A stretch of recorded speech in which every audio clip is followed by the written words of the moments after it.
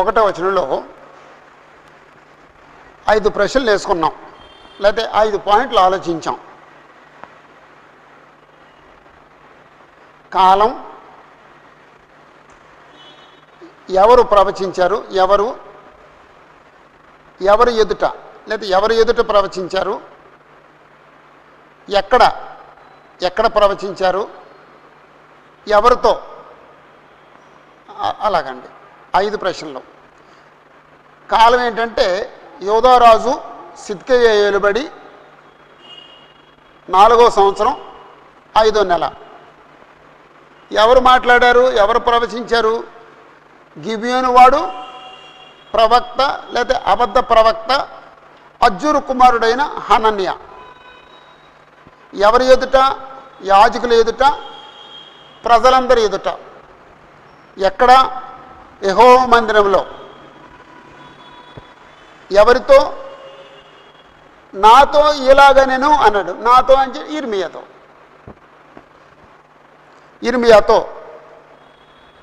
లేదా బ్రాకెట్లో నాతో ఇలాగ నేను అను. అంటే 1వ వచనంలో ఏముంది అంటే హనన్య ఇర్మియాతో మాట్లాడాడు. హనన్య ఇర్మియాతో మాట్లాడాడు. ఎవరి కాలంలో మాట్లాడు? ఏ కాలంలో మాట్లాడాడు? ఈ హనన్య ఎవరు ఎదుట మాట్లాడాడు, ఎక్కడ మాట్లాడాడు? ఆ విషయాలు 1వ వచనంలో ఉన్నాయి.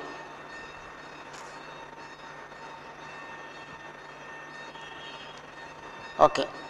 2వ వచనంలో ఇశ్రాయేలు దేవుడును సైన్యములకు అధిపతి యెహోవా ఎలాగ సెలవిస్తున్నాడు. ఇశ్రాయేలు దేవుడు, సైన్యములకు అధిపతి యెహోవా.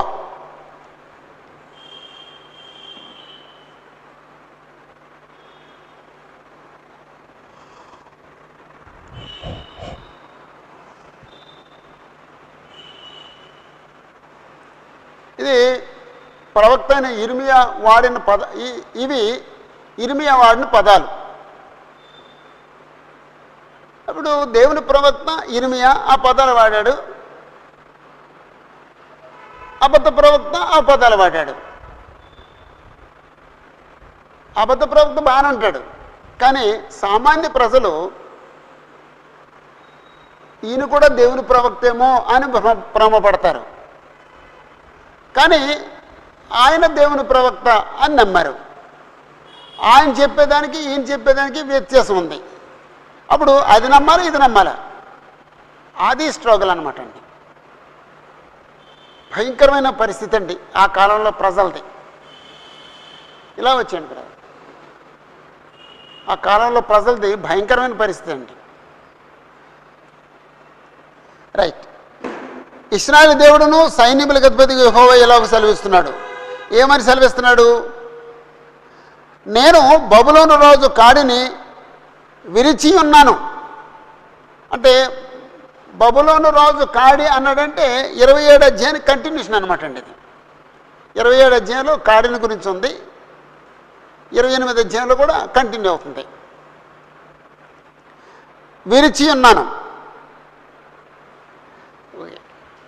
కాడిని విరిచాను అంటే యెహోవానే నేను మాట్లాడుతున్నాను. కాడిని విరిచాను. సత్యమా అబద్ధమా? సత్యమండి, అబద్ధమండి.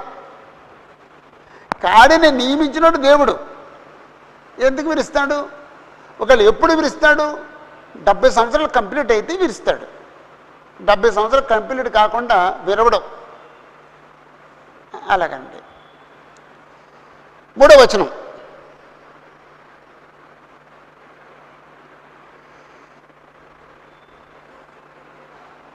రెండు సంవత్సరముల్లోగా బబులోను రాజైన నెబుకద్నెజరు ఈ స్థలము నుండి బబులోనునకు తీసుకొని పోయిన యెహోవా మందిరపు ఉపకరణాలు అన్నిటినీ ఇచ్చటికి మరలా తెప్పించేదను.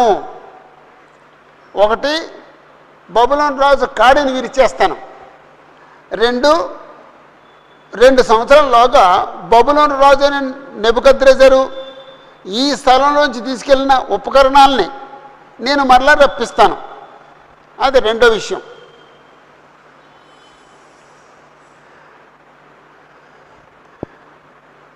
యెహోవా మందిర ఉపకరణాలని 2 సంవత్సరాల్లో తీసుకొచ్చేస్తాను. అబద్ధమా సత్యమండి? అబద్ధమండి. ఎప్పుడు తీసుకొస్తాడండి? 70 సంవత్సరాల తర్వాత తీసుకొస్తాడండి. 70 సంవత్సరాల తర్వాత తీసుకొస్తాడండి. కానీ 2 సంవత్సరాల్లో తీసుకొచ్చేస్తాడంటున్నాడండి. ఈయన అబద్ధం చెప్తున్నాడు. ప్రజలకు ఏది నచ్చుద్ది?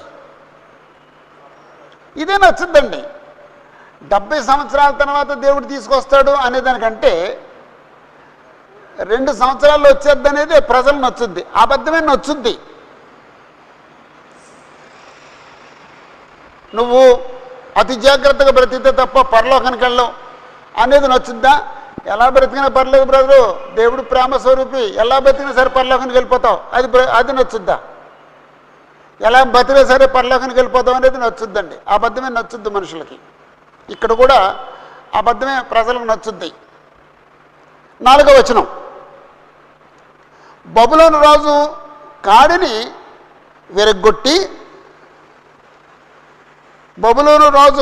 విరగ్గొట్టి యెహోయాకీము కుమారుడును యూదా రాజునైన యెకొన్యాను బబులోనుకు చెరకొనబోయిన యూదా వారిని అందరినీ ఈ స్థలమునకు తిరిగి రప్పించేదను. అంటే యెహోవా చెప్తున్నాడు అనమాట అండి. బబులోను రాజు కాడిని విరగొట్టేస్తాను, అంతకుముందు చెప్పిన మాటే.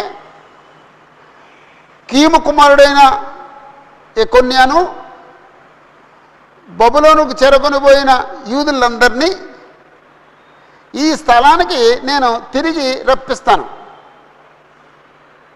ఇదే యెహోవా వాక్కు, ఇదే యెహోవా వాక్కు అనే మాట ఇర్మియా వాడుతున్నాడండి. ఈ అబద్ధ ప్రవక్త కూడా అదే మాట వాడుతున్నాడు, ఇదే యెహోవా వాక్కు అంటున్నాడండి.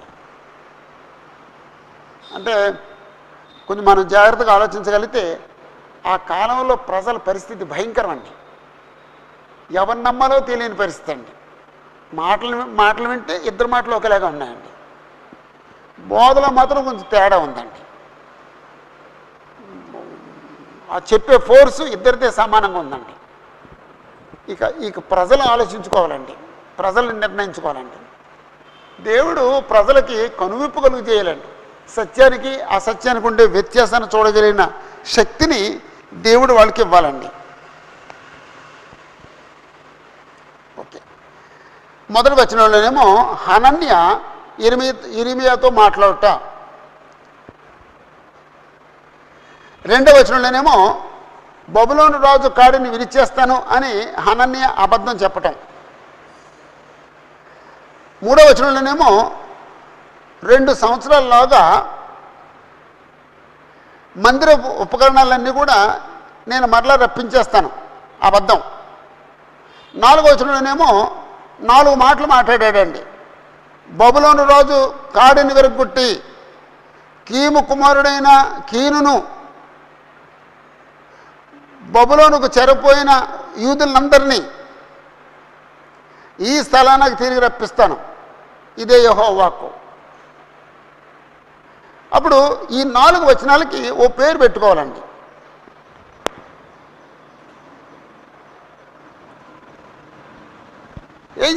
ఏం చెప్పుకుందామండి? ఈ 4 వచనాలకి ఏం పేరు పెడదామండి?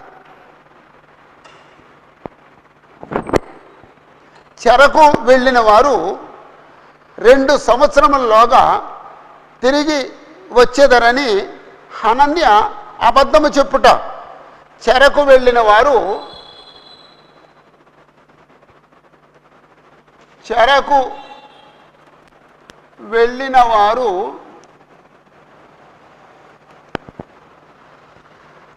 2 సంవత్సరములలోగా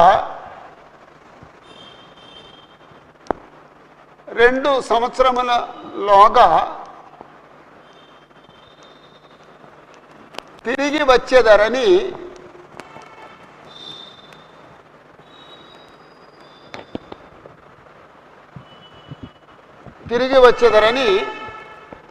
హనన్య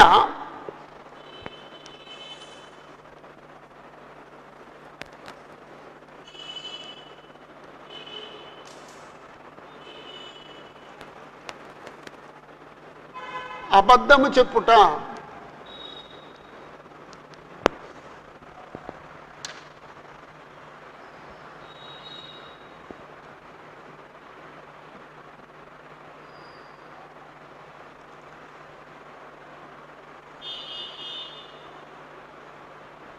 దేవుడే బబులోను రాజు అయిన నెబుకద్నెజరును కాడిగా నియమిస్తే యెహోవా దేవుడు ఎందుకు విరిచేస్తాడు అని అది అబద్ధం. 70 సంవత్సరాలు వాళ్ళు చెరలో ఉంటారు అని దేవుడు చెప్తే 2 సంవత్సరాలు లోగా వచ్చేస్తారు అనేది అబద్ధం. అలా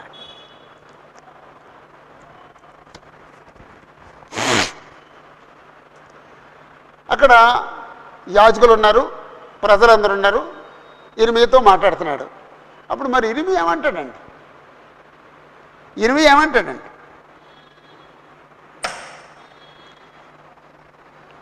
ఇర్మీయా మౌనంగా ఉంటాడా?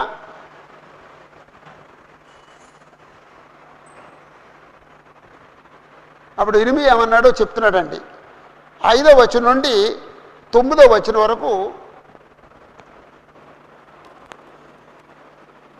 5వ వచనం నుండి 9వ వచనం వరకు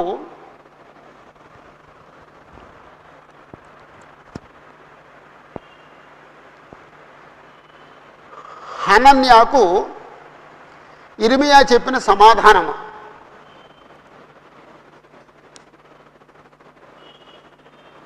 హనన్యాకు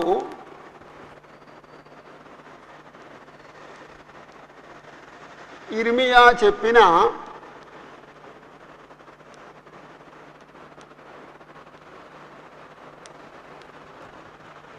హనన్యాకు ఇర్మీయా చెప్పిన సమాధానము.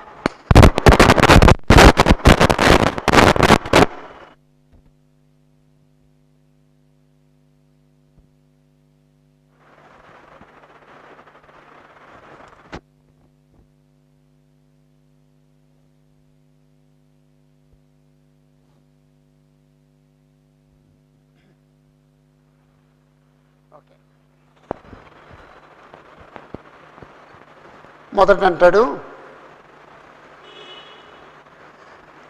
అప్పుడు ప్రవక్త అయిన ఇర్మీయా యాజకుల ఎదుటను యెహోవా మందిరంలో నిలుచున్న ప్రజలందరి ఎదుటను ప్రవక్త అయిన హనన్యాతో ఇట్లా నేను అంటే 5వ వచనంలో ఎవరు మాట్లాడారు? ఇర్మీయా మాట్లాడాడు. ఎవరితో మాట్లాడాడు? హనన్యాతో మాట్లాడాడు. ఎవరి ఎదుట మాట్లాడాడు?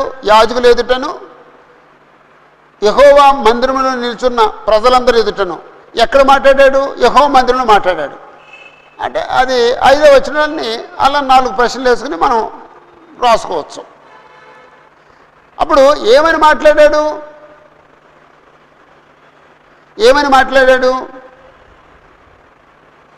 6వ వచనంలో ఏమని మాట్లాడాడు చెప్తున్నాడండి.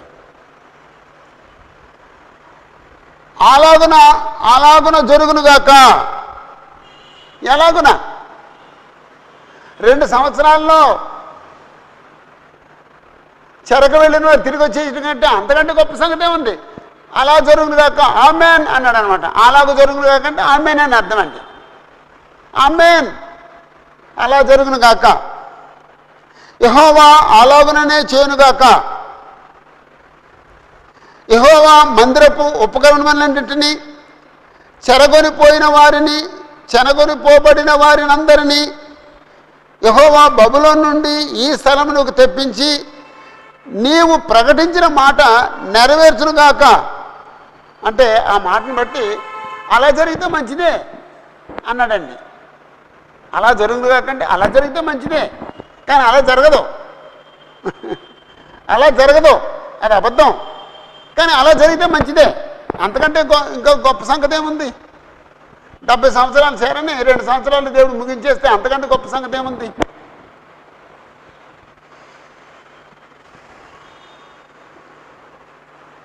అంటే 6వ వచనంలో అలాగ జరుగుగాక అని చెప్పేసని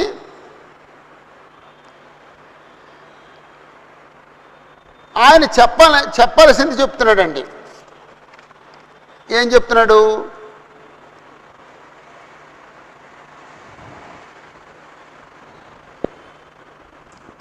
7వ వచనంలో, అయినను నేను నీ చెవులలోనూ ఈ ప్రజలందరి చెవులలోనూ చెప్తున్న మాటను చిత్తగించి వినుడి. అయినా సరే అంటే అలా జరిగితే బాగానే ఉంటుంది, 2 సంవత్సరాల లోపల వచ్చేస్తారు. అయినా సరే నువ్వు వచ్చేస్తానంటున్నావు, అయినా సరే నా మాటను నేను నీ చెవులలో నీ చెవులలోనూ ఈ ప్రజలందరి చెవులలోనూ చెప్తున్న మాటను చిత్తగించి వినుము.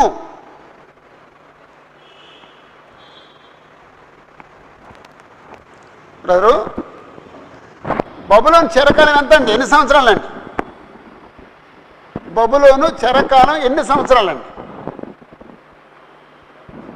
70 సంవత్సరాలండి. కానీ హనన్యా అన్న ఆయన ఎప్పుడు తిరిగి వచ్చేస్తారన్నాడండి? 2 సంవత్సరాల లోపల తిరిగి వచ్చేస్తారన్నాడండి. ప్రజలకు ఏది నచ్చుద్దండి? 2 సంవత్సరాల లోపల వచ్చేస్తారనేది నచ్చుద్దండి, అబద్ధమే నచ్చుద్దండి. అదండి అక్కడ పరిస్థితి. అప్పుడు ఇర్మియా అన్నాడు, నువ్వు చెప్పింది జరిగితే మంచిదే, అయినా సరే నా మాట విను, ప్రజలారా నా మాట వినండి అని చెప్పని 8వ వచనంలో ఒక కీలకమైన విషయం చెప్తున్నాడండి. రీజనబుల్గా ఉండే విషయం చెప్తున్నాడండి. అందరూ అంగీకరించే సమ్మతించే మాట చెప్తున్నాడండి. అదేమిటంటే, హనన్యా, నాకును నీకును ముందుగానున్న ప్రవక్తలు, నువ్వు నేనే కాదు ప్రవక్తలు, మనకు ముందు చాలామంది ప్రవక్తలు ఉన్నారు. ఆ ప్రవక్తలందరూ కూడా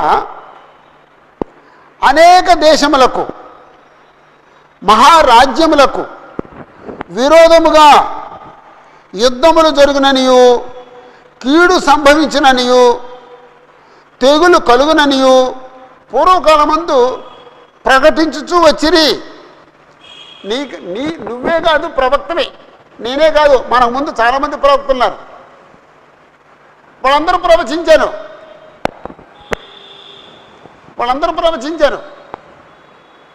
ఏమని ప్రవచించారు? యుద్ధాలు జరుగుతాయని ప్రవచించారు, కీడు సంభవిస్తుందని ప్రకటించారు, తెగులు కలుగునని ప్రకటించారు. అయితే నువ్వేమో అవేం జరగవు, 2 సంవత్సరాలు వచ్చేస్తారని చెప్తున్నావు నువ్వు.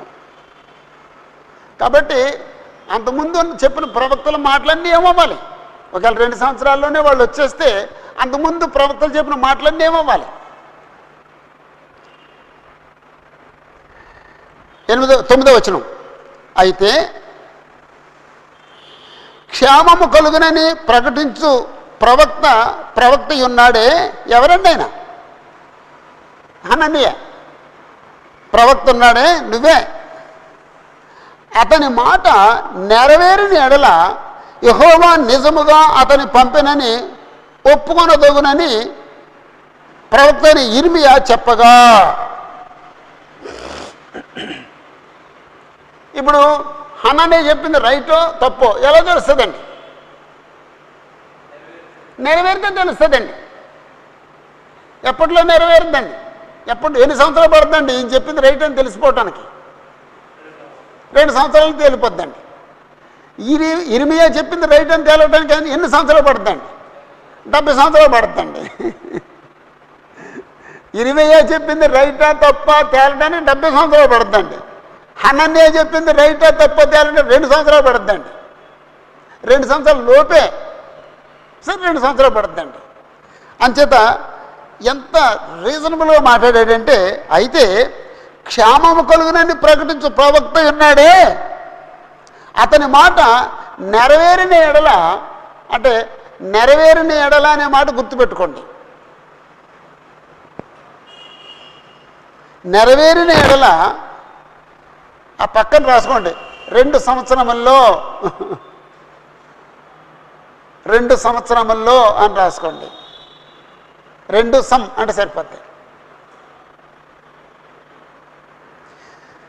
2 సంవత్సరాల్లో బబులోను చెరకెళ్ళి తిరిగి వచ్చేస్తే యెహోవా నిజముగా అతన్ని పంపినని ఒప్పుకొనదగును. 2 సంవత్సరాలు అయిన తర్వాత కూడా వాళ్ళు రాకపోతే అతను అబద్ధ ప్రవక్త అన్నమాట అండి. అది చెప్పాడండి ఇర్మియా.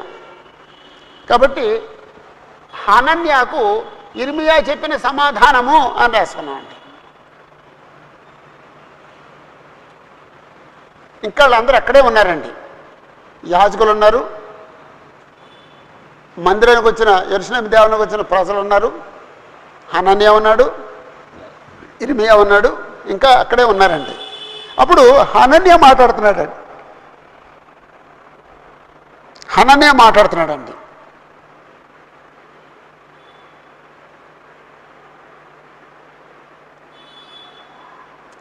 అప్పుడు హనన్యా కొంచెం తీవ్రత పెంచాడండి. అంటే ఇప్పుడు కోపం వచ్చేది కదండి, నెరవేరితే నమ్ముతారా లేకపోతే నన్ను నా మాట నమ్మరా అని చెప్పి కోపం వచ్చేది కదండి. కోపం వచ్చేసేటికి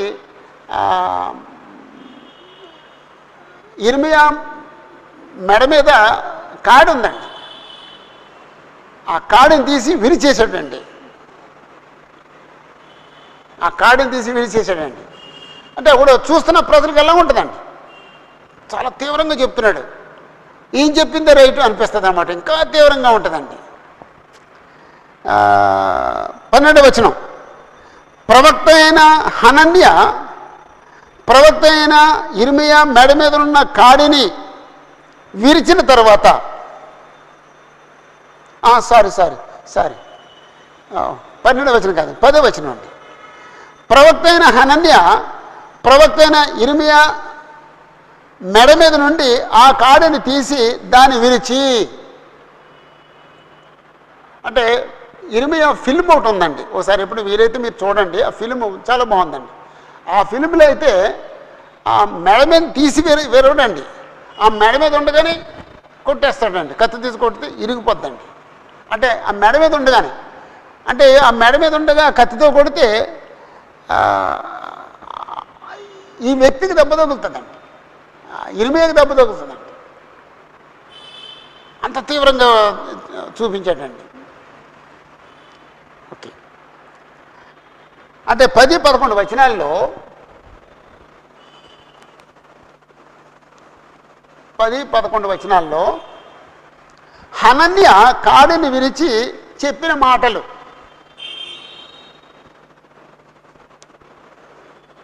హనన్యా కాడిని విరిచి చెప్పిన మాటలు. కాడిని విరిచి చెప్పిన మాటలు.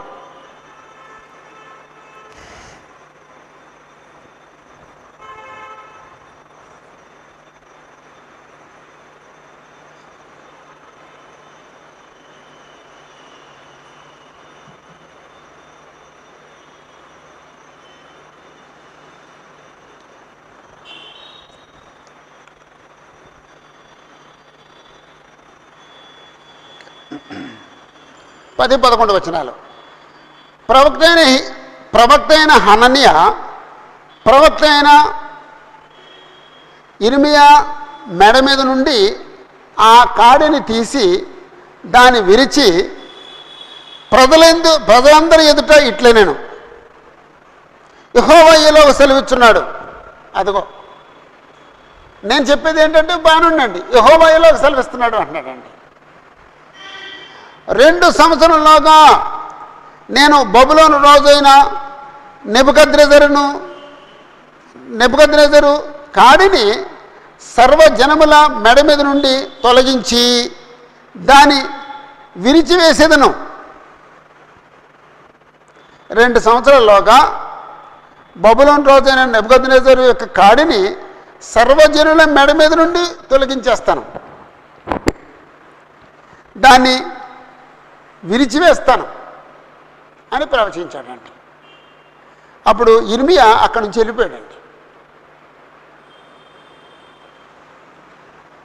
ఇంతకుముందు చెప్పిన ప్రవచనానికి ఇప్పుడు చెప్పిన ప్రవచనానికి కొంచెం తేడా ఉంది. ఏంటంటే తీవ్రత ఉందండి. కారణం ఏంటంటే కోపం వచ్చింది ఆయనకి, యాక్షన్ కూడా చేశాడండి. కాడి విరిచేశాడు. విరిచేసి ఇంకా కొంచెం తీవ్రంగా చెప్పాడండి. ఇక్కడ చిన్న విషయం మాట్లాడుకుందామండి. ఈయనేమో అబద్ధ ప్రవక్త, ఈయనేమో దేవుని ప్రవక్త.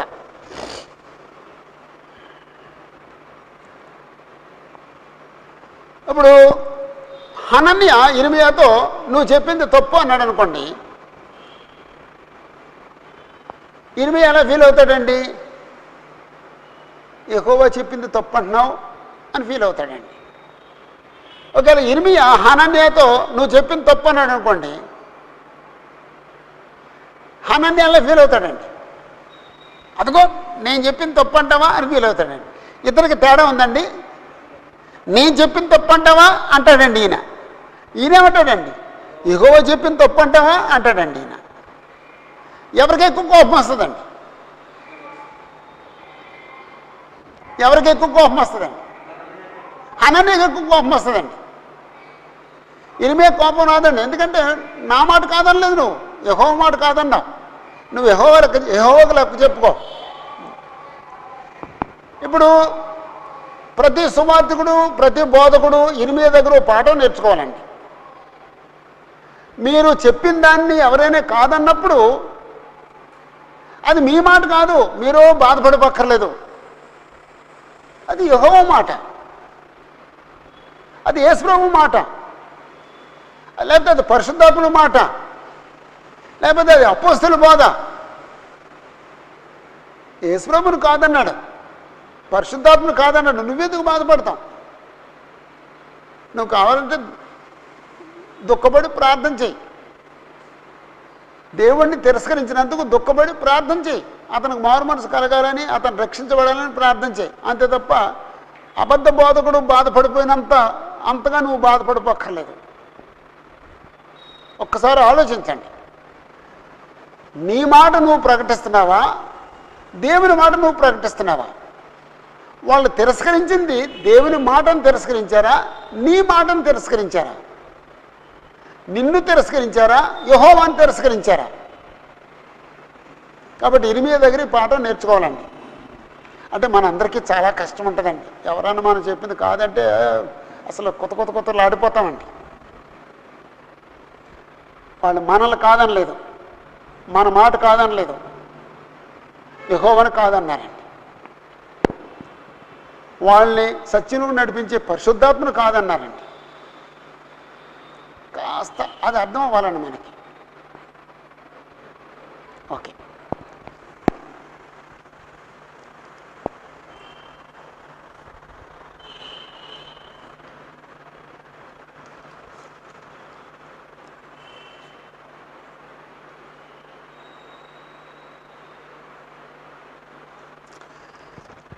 పన్నెండవ వచనం నుండి 14వ వచనం వరకు, 12 నుండి 14 వరకు.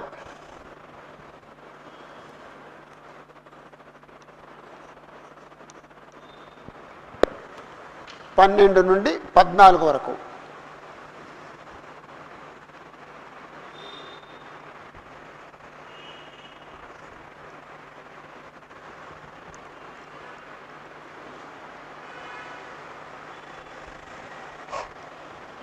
సరే, హనన్య కొయ్యి కాడిని విరిచేశాడు. కొయ్యి కాడిని విరిచేస్తే దాని సింబల్ ఏంటండి? ఏం తెలియజేస్తుంది అది? యెహోవా దేవుడు బబులోను రాజైన నెబుకద్నెజరు కాడిని విరిచేసినట్టుగా కనపడుతుందండి. యెహోవా దేవుడు విరిచేశాడా? విరవలేదు. మరి యెహోవా దేవుడు విరవలేదు, అది అలాగే ఉంది, స్ట్రాంగ్గా ఉంది అని చెప్పాలంటే ఏం చేయాలండి? ఇనపకాడి చేయించాడండి దేవుడు. కొయ్యి కాడిని విరిచేస్తే ఇనపకాడిని చేయించాడండి. ఇనపకాడిని విరిచేయగలడా? కొయ్యి కాడి కాబట్టి విరిచేశాడండి, కానీ ఇనపకాడిని విరిచేయలేడండి. అందుకే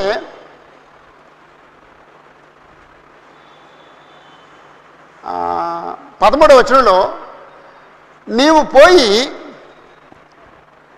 హనన్యతో ఇట్లనము, యెహోవా ఇలాగ సెలవిస్తున్నాడు, నీవు కొయ్య కాడిని విరిచితివే, దానికి ప్రతిగా ఇనుప కాడిని చేయించవలెను. అంటే కొయ్య కాడిని విరిచేస్తే దేవుడు ఇనుప కాడి చేయిస్తున్నాడండి. దాన్ని నువ్వు విరవలేవు. అది బబులోను రాజ్యం అంటే. బబులోను రాజు అని నెబుకద్నెజరు అంటే ఇనపకాడి నువ్వు విరవలేవు అని చెప్పడానికి రెండో మెసేజ్ ఇచ్చాడండి. కొయ్యి కాడికి బదులుగా ఇనుపు కాడిని చేయమని దేవుడు చెప్పుట.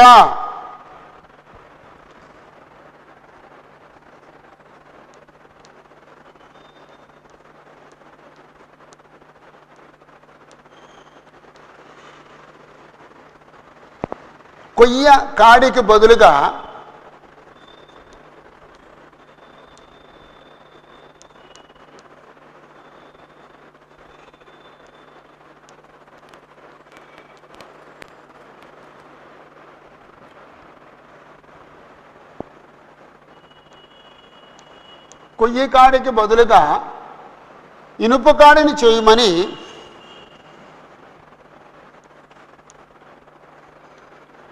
దేవుడు చెప్పుట.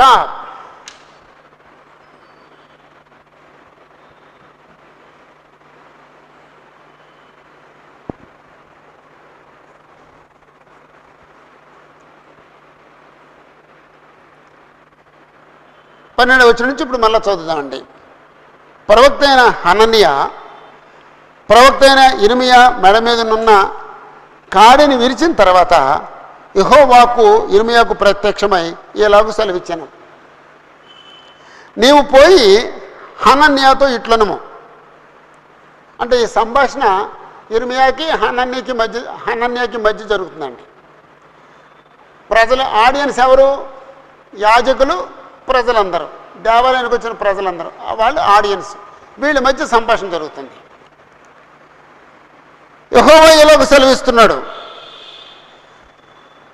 అంటే హనన్య అలాగే అంటున్నాడు, యెహోవా ఇలాగ సెలవిస్తున్నాడు అంటున్నాడు. ఇర్మియా అలాగే అంటున్నాడు. ఇప్పుడు ఇర్మియా అన్నాడు, నీవు కొయ్య కాడిని విరిచితివే, దానికి ప్రతిగా ఇనుప కాడిని చేయించవలెను. ఇశ్రాయేలు దేవుడును సైన్యములకు అధిపతిగా యెహోవా ఇలాగ సెలవిస్తున్నాడు, ఈ జనులందరూ బబులోను రాజైన నెబుకద్నెజరుకు దాసులు కావాలనియు వారు మెడ మీద ఇనుపకాడి ఉంచితిని గనుక వారు దానికి దాసులగుదురు. భూజంతువులు కూడా నేను అతనికి అప్పగించి ఉన్నాను. భూజంతువులు కూడా నేను అప్పగించాను. ఇనుపగాడి అది విరవలేం, అంత స్ట్రాంగ్గా ఉంటాడు బబులోను రాజు నెబుకద్నెజరు. కాబట్టి అందరూ ఆయనకు లోబడవలసిందే. వారు అతనికి దాసులగుదురు.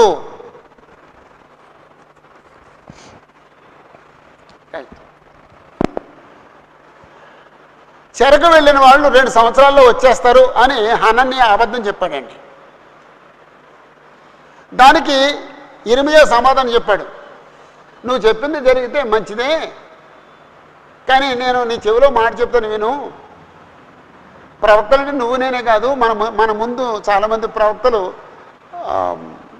బబులోను చెర గురించి చెప్పారు.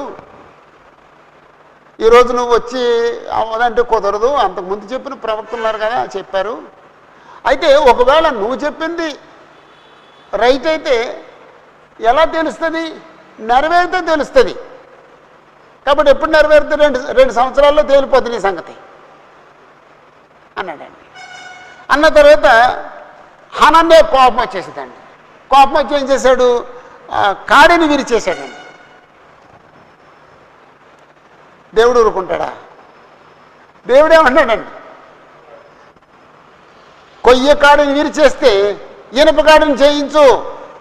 ఇనుప కాడిని వాడు విరవలేడు, ఇనుప కాడిని చేయించు. అయితే నేను బబులోను రాజు నెబుకద్నెజరును ఇనుప కాడిలా నియమించాను, అందరూ అతనికి లోబడాలి. భూజంతులు కూడా లోబడాలి అన్నాడు.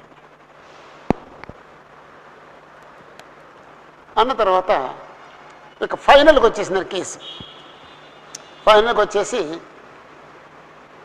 ఇర్మియా హననేది చెప్తున్నాడండి, ఈ సంవత్సరం నువ్వు చచ్చిపోతావు అని చెప్పాడు. ఆ సంవత్సరం చనిపోయాడండి.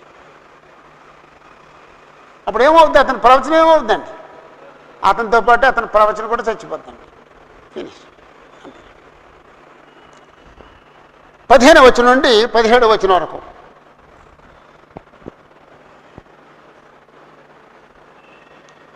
పదిహేను 17.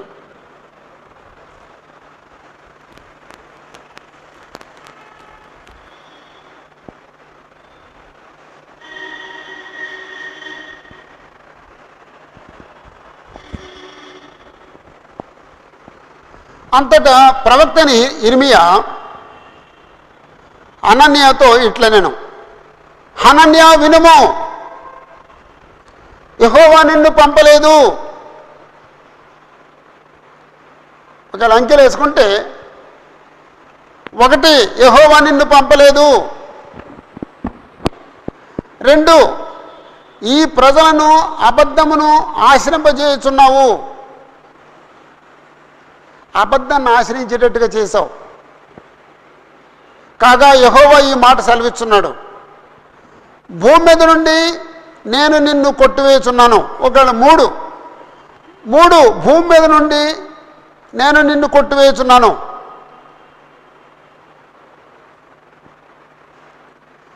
యెహోవా మీద తిరుగుబాటు చేయుటకై నీవు జనులను ప్రేరేపించితివి గనుక 4 ఈ సంవత్సరమున నీవు మరణమవుదువు,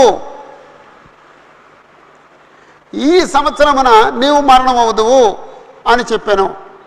ఆ సంవత్సరమే 7వ నెలలో ప్రవక్త అయిన హనన్య మృతి నొందెను.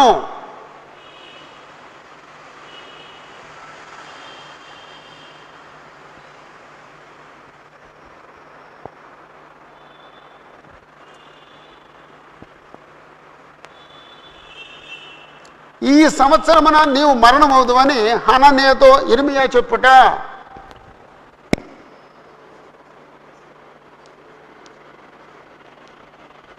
ఈ సంవత్సరమున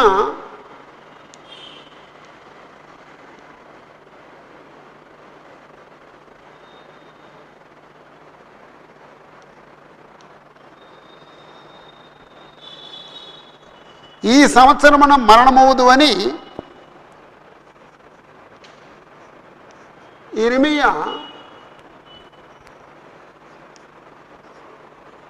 హనన్యాతో చెప్పుట.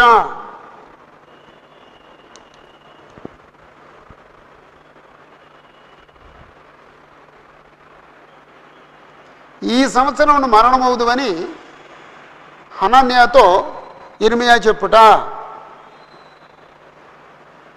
ఇంకా రాసుకుంటే కింద ఇంకో మాట రాసుకోవచ్చండి, ఆ సంవత్సరమే హనన్య మృతి నొందెను అని రాసుకోవచ్చండి. ఆ సంవత్సరమే హనన్య మృతి నొందెను.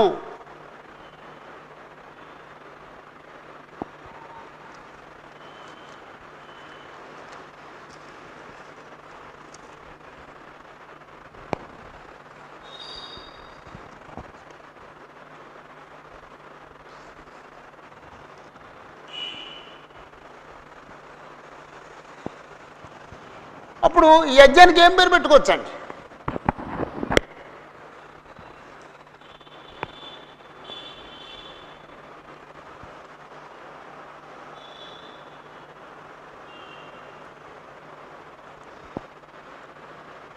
అబద్ధ ప్రవక్త అయిన హనన్యను గురించి అందామా, లేకపోతే హనన్య చెప్పిన అబద్ధపు ప్రవచనము అందామా?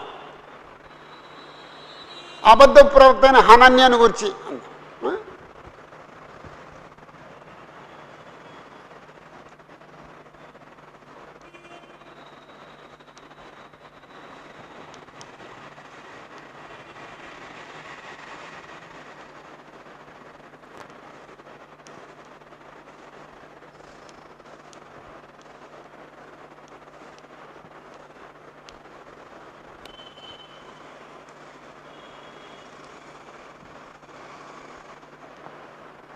అబద్ధపు ప్రవక్త అయిన హనన్యాను గూర్చి.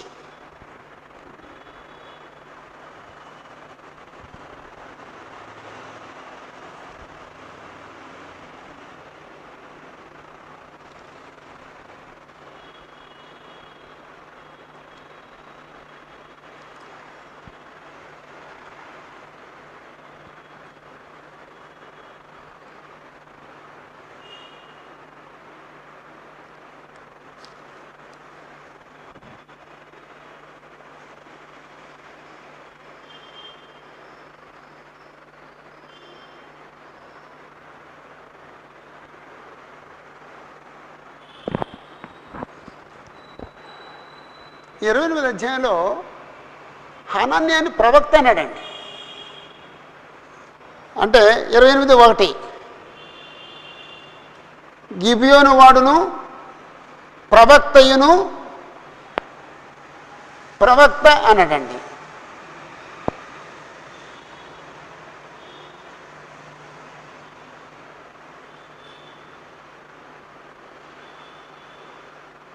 ఐదవ వచనంలో 3వ లైన్లో ప్రవక్త అయిన హనన్య అన్నాడండి.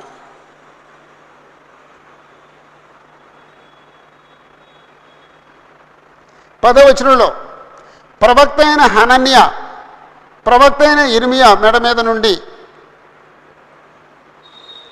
12వ వచనంలో ప్రవక్త అయిన హనన్య. 15వ వచనంలో అంతటా ప్రవక్త అయిన ఇర్మియా ప్రవక్త అయిన హనన్యాతో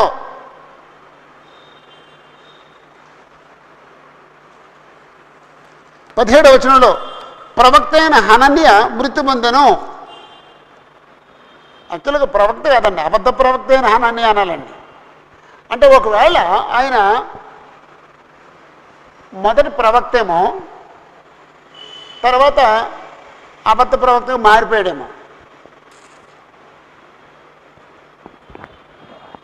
అంటే మనుషులకి ఇష్టమయ్యేది చెప్పేటట్టుగా తయారైపోయాడేమో.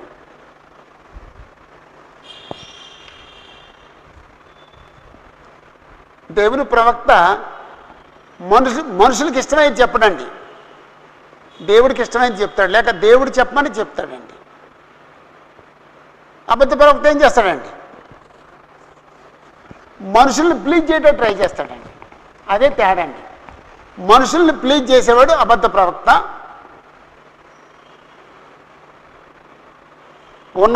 ఉన్నదన్నట్టుగా చెప్పేవాడు సత్యవంతుడైన ప్రవక్త. అంతేనండి. ఇప్పుడు మనుషులందరూ ఏం కోరుకున్నారంటే తమకిష్టమైనట్టుగా చెప్పాలని కోరుకుంటున్నారండి. అందుకే తిమోతి పత్రికలో ఏమంటాడంటే మనుషులు దురద చెవులు కలవారై తమకు అనుకూలమైన బోధకుల్ని పోగు చేసుకుంటున్నారు అని చెప్పేసి అన్నాడు. అది మనుషుల ప్రాబ్లం. అప్పుడు బోధకుడు ప్రాబ్లం ఏంటండి? వాళ్ళని ప్లీజ్ చేస్తే అడిగి 4 రూపాయలు ఇస్తాడు అని వాళ్ళని ప్లీజ్ చేస్తూ పోతున్నారండి. ఇర్మియా అలాంటి ప్రవక్త కాదండి. అపోస్తలుడైన పౌలులాగా ఇర్మియా అనేక శ్రమలు అనుభవించిన ప్రవక్త, సత్యం కొరకు నిలబడిన ప్రవక్త, సఫర్ అయిన ప్రవక్త. అబద్ధ ప్రవక్త కాదు. అబద్ధ ప్రవక్తలు ఏం చేస్తారంటే మనుషులకు అనుకూలమైనది బోధించి 4 రూపాయలు సంపాదించి 4 రాళ్ళు వెనకేసుకుంటారండి. అంతేనండి.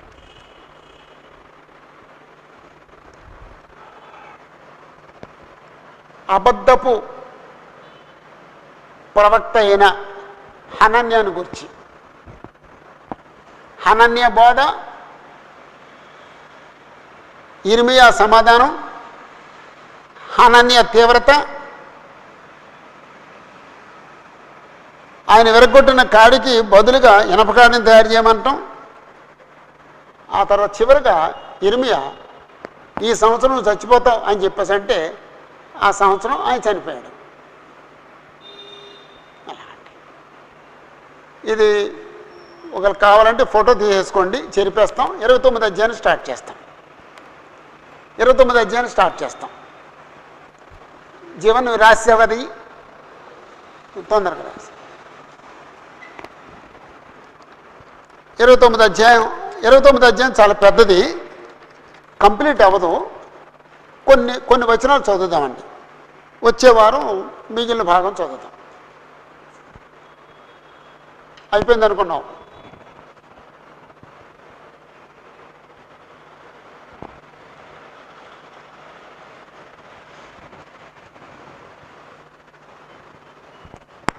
ఇక్కడి నుంచి చెప్పాను.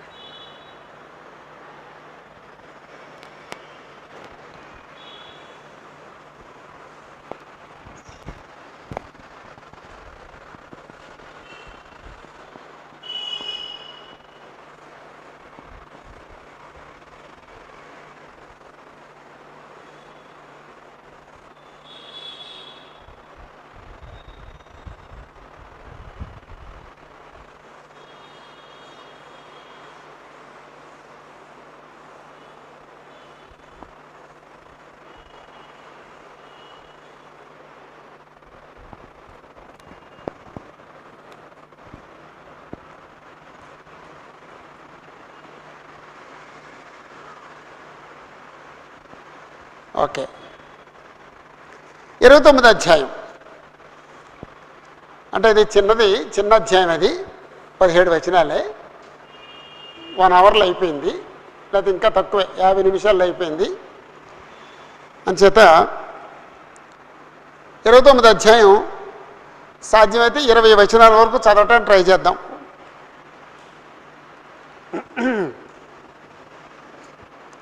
మనకి 29 అధ్యాయంలో మొదటి 3 వచనాలు కలిసి ఉన్నాయి. పెద్ద వచనాలు కలిసి ఉన్నాయి.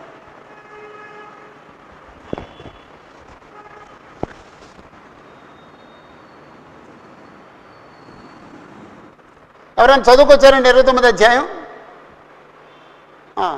29 అధ్యాయం ఏముందండి? వినపడలేదండి. విభేదాల గురించి.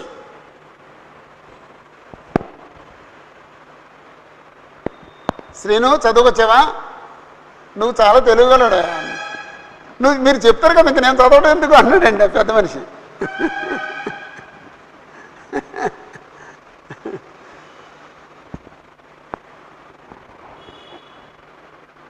ఓకే, ఇర్మియా ఒక లేఖ రాశాడటండి. ఎవరికి? బబులోను చెరలో ఉన్నవారికి. బబులోను చెరలో ఉన్న వాళ్ళకి ఒక లేఖ రాశాడటండి.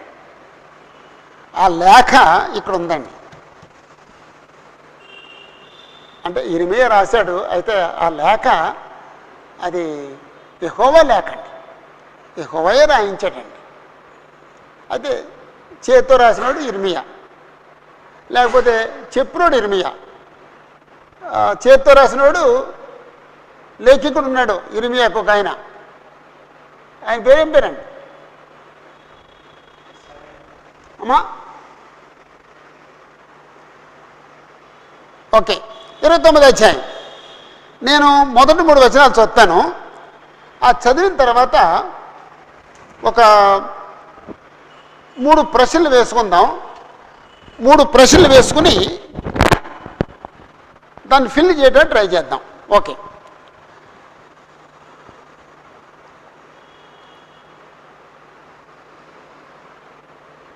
రాజైన ఎకొన్యా తల్లియగు రాణియు రాజు పరివారమును యూదాలోను యెరూషలేములో ఉన్న అధిపతులను శిల్పకారులను కంసాలులను యెరూషలేమును విడిచి వెళ్ళిన తర్వాత ప్రవక్త అయిన ఇర్మియా పత్రికలో లిఖించి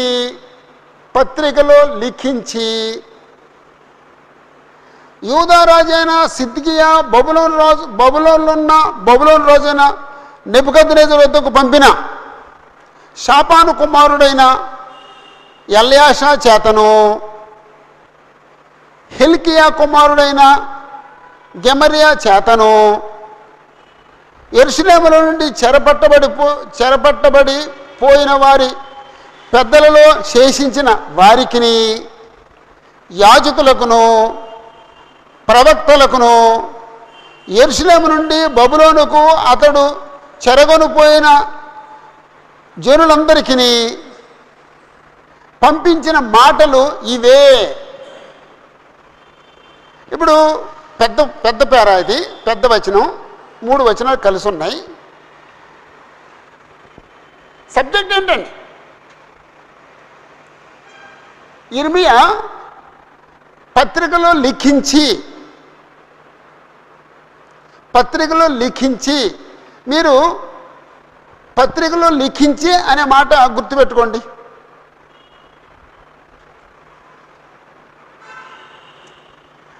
మూడవ వచనంలో చివరి మాట పంపించిన మాటలు ఇవే, అది గుర్తుపెట్టుకోండి. లిఖించి పంపించిన మాటలు ఇవే అన్నాడు. అదే హెడ్డింగ్ అండి. యిర్మీయా లిఖించి పంపించిన మాటలు, అది హెడ్డింగ్ అనమాట అండి. యిర్మీయా లిఖించి పంపించిన మాటలు.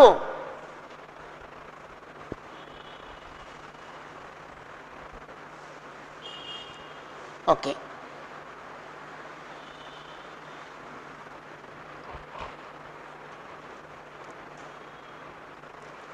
మూడు అంకి వేసిన తర్వాత 2 లైన్లో తరువాత అన్నాడండి. అంటే ఆ తరువాత అనేది కాలం తెలియజేస్తుందండి.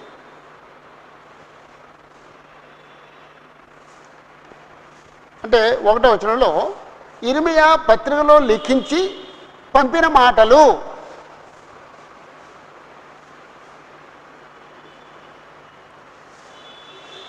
ఓకే, ఎప్పుడు లిఖించాడు?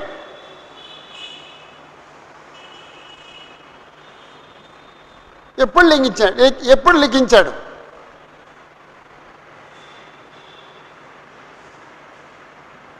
యెరూషలేము విడిచి వెళ్ళిన తర్వాత లిఖించాను.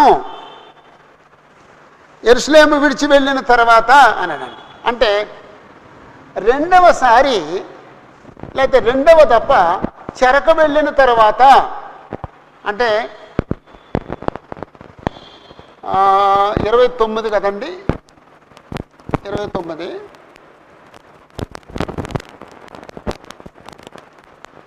1-7 వచనాలు ఒక పేర.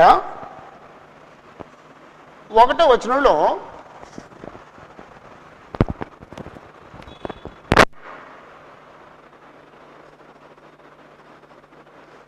యిర్మీయా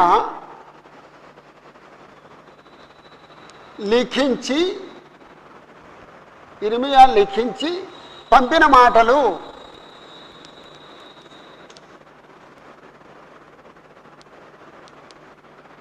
యిర్మీయా లిఖించి పంపించిన మాటలు. అప్పుడు ఎప్పుడు?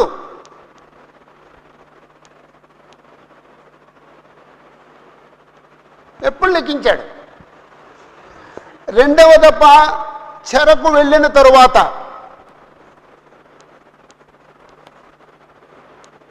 రెండవ దప్ప చెరకు వెళ్ళిన తరువాత. ఆ తరువాత అనే మాట ఇక్కడ ఉంది. 3 వేసిన 2 లైన్లో 3 వేశారు. ఆ 3 తర్వాత 2 లైన్లో వెళ్ళిన తరువాత అన్నాడండి.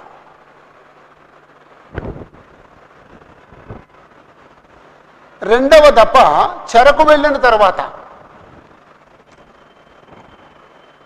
24 అధ్యాయం ఉంటుందండి. రెండవ రాజులు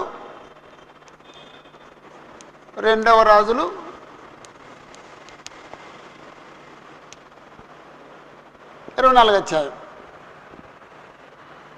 అప్పుడు ఎవరు వెళ్ళారు చెరకి అంటే ఇక్కడ లైన్ రాసుకోండి, లిస్ట్ రాసుకోండి. ఇక్కడ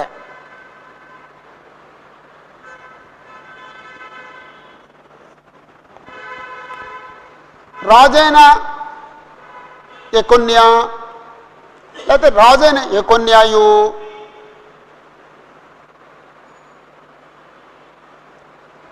తల్లియగు రాణియు,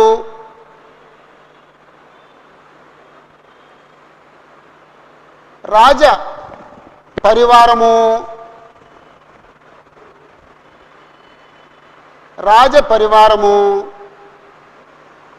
యూదా యెరూషలేము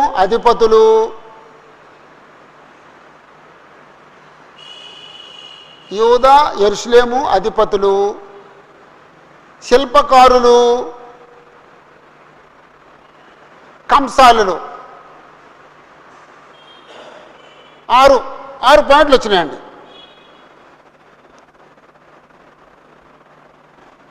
అలా 6 పాయింట్లు వచ్చినాయండి. ఇవి రాసేసిన తర్వాత అప్పుడు ఇలా చేయండి, యెరూషలేము విడిచి వెళ్ళిన తరువాత అని రాసుకోండి. యెరూషలేము విడిచి వెళ్ళిన తరువాత, యెరూషలేమును విడిచి వెళ్ళిన తర్వాత, అది కాలం తెలియజేస్తుందండి. ఎప్పుడు అనేది అంటే ఉత్తరం ఎప్పుడు రాశాడండి? 2వ దఫా చెరకు వెళ్ళిన తరువాత ఉత్తరం రాశాడండి. మరి ఎవరితో పంపించారండి? ఎవరి చేత పంపాను? బి,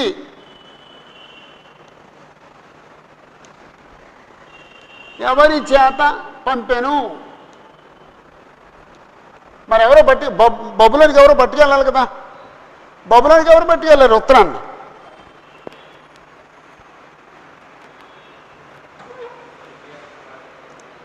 అమ్మా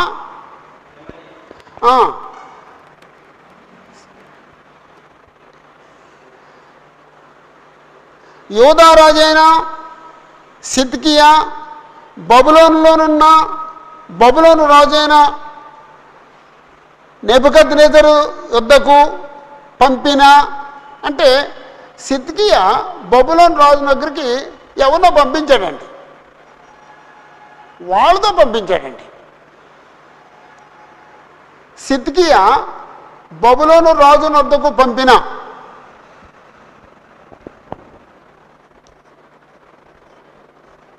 సిద్కియా బబులోను రాజు వద్దకు పంపిన, అప్పుడు 2 వ్యక్తులండి, ఎల్యాషా, గెమర్యా. సిద్కియా బబులోను రాజు వద్దకు పంపిన షాపాను కుమారుడైన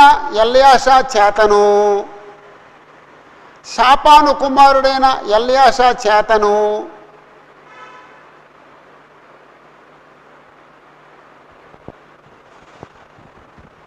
ఇక్కడ రాయండి.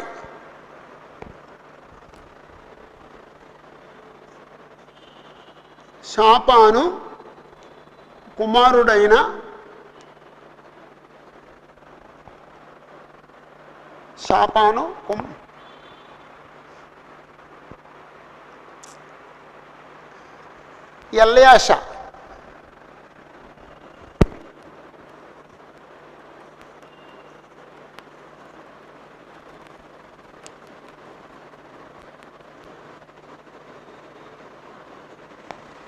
ఎల్యాషా, చేతను. 2వవాడు హిల్కియా కుమారుడైన గెమర్యా చేతను. అలా రాసుకోండి. 2 హిల్కియా కుమారుడైన గెమర్యా చేతను. ఇప్పుడు బైబిల్లో చేతను గుర్తుపెట్టండి. ఎల్యాషా చేతను, గెమర్యా చేతను.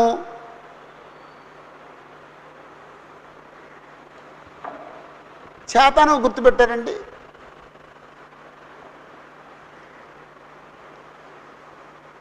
ఇప్పుడు ఏం మిగిలిందండి? ఎవరి చేత పంపించాడు, ఎవరికి పంపించాడు? సి.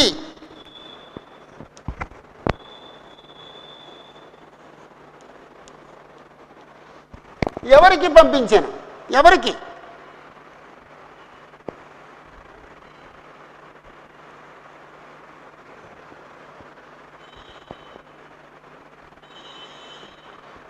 నాలుగు పాయింట్లు అండి. ఎవరికి పంపించాడు అనేది 4 పాయింట్లు అండి. ఎవరికి? యెరూషలేములో నుండి చెరపట్టబడిపోయిన వారి పెద్దలలో శేషించిన వారికిని, యెరూషలేములో నుండి చెరపట్టబడిపోయిన వారి పెద్దలలో శేషించిన వారికిని, యాజకులకును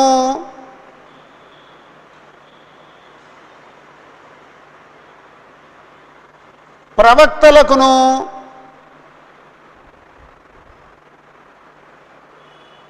యెరూషలేము నుండి బబులోనుకు అతడు చెరగొనిపోయిన జనులందరికీ పంపిన మాటలు ఇవే. జనులందరికీ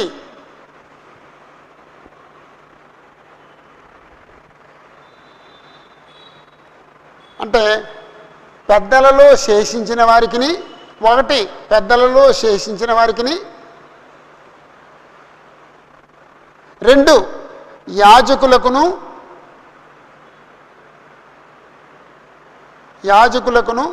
3 ప్రవక్తలకును, 4 జనులందరికీ.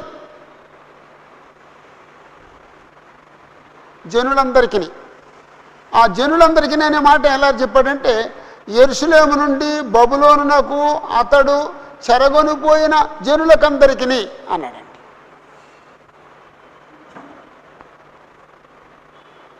నాలుగు పాయింట్లు రాసావా? ఇక్కడ ఇర్మియా లిఖించి పంపిన మాటలు అన్నాం. ఎప్పుడు? 2వ దఫా చెరకు వెళ్ళిన తర్వాత. అప్పుడు ఎన్ని పాయింట్లు వచ్చినాయి? ఇక్కడ 6 పాయింట్లు వచ్చినాయి. అప్పుడు ఎవరెల్లో 2వ దఫా లిస్ట్ ఇచ్చాడనమాట అండి. ఇచ్చిన తర్వాత యెరూషలేము విడిచి వెళ్ళిన తర్వాత అన్నాడు. ఈ తరువాత ఇది కీలకమైందండి. తర్వాత ఎవరి చేత పంపాను? సిద్కియా బబులోను రాజు నొద్దకు పంపిన షాపాను కుమారుడైన ఎల్యాషా చేతను, 2 హిల్కియా కుమారుడైన గెమరియా చేతను. ఇక్కడ 2 పాయింట్లు వస్తాయి, 3 లేదా 2 పాయింట్లు. ఆ తర్వాత ఎవరికి పంపించాడు? 4 పాయింట్లు వచ్చినాయి.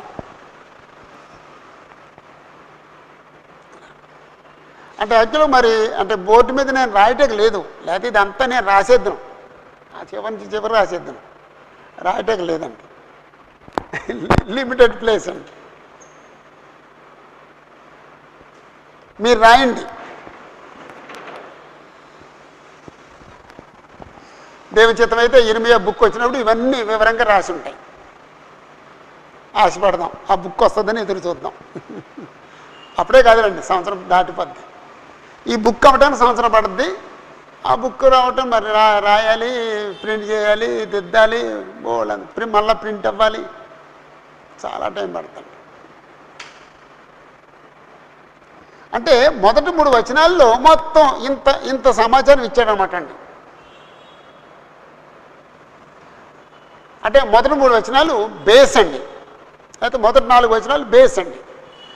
5వ వచనం నుండి ఆ ఉత్తరంలో ఏముందో సమాచారం ఉందండి. మొదటి 4 వచనాలు బేస్ అండి, లేకపోతే స్టేజ్ ఏర్పాటు చేయటం.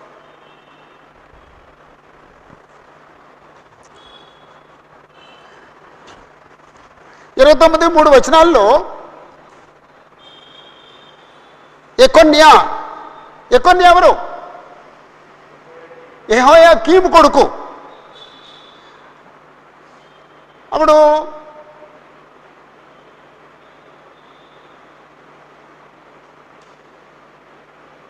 రెండవ రాజులు 24 అధ్యాయంలో నెబుకద్నెజరు వెళ్ళి చెరకు తీసుకుపోయాడు.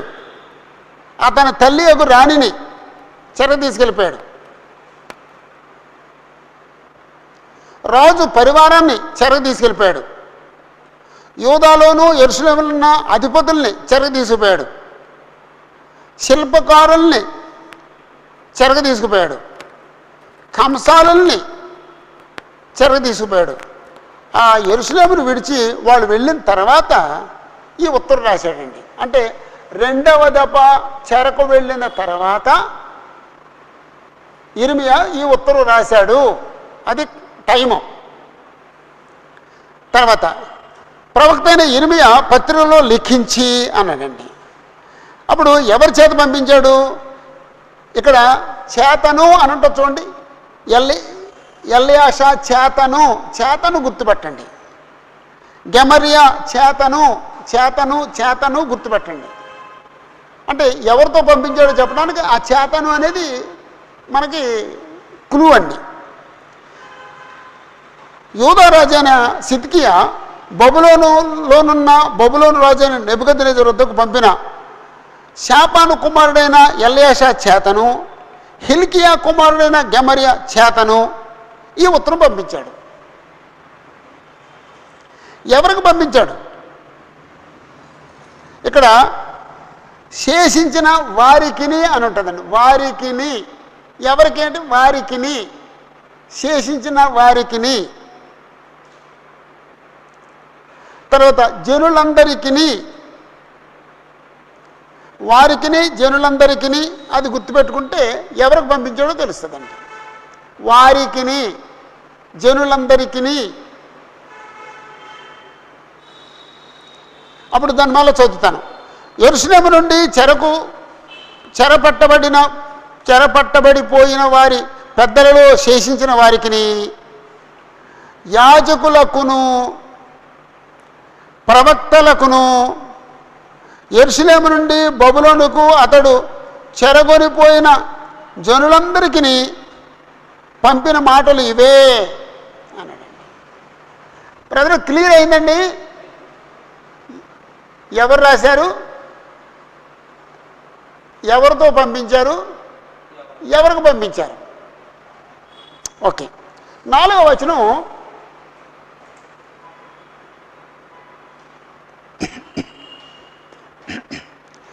వచనం ఇశ్రాయేలు దేవుడును సైన్యములకు అధిపతి యెహోవా తన ప్రేరణ చేత బబులోనుకు తీసుకొని పోబడిన వారికందరికీ ఈలాగు ఆజ్ఞ ఇచ్చుతున్నాడు. యెహోవా దేవుడు ఈలాగు ఆజ్ఞిస్తున్నాడు. యెహోవా దేవుడు ఆజ్ఞిస్తుంటే ఇర్మియా రాశాడు. అదనమాట అండి. ఇర్మియా చెప్తుంటే బారూకు రాశాడు.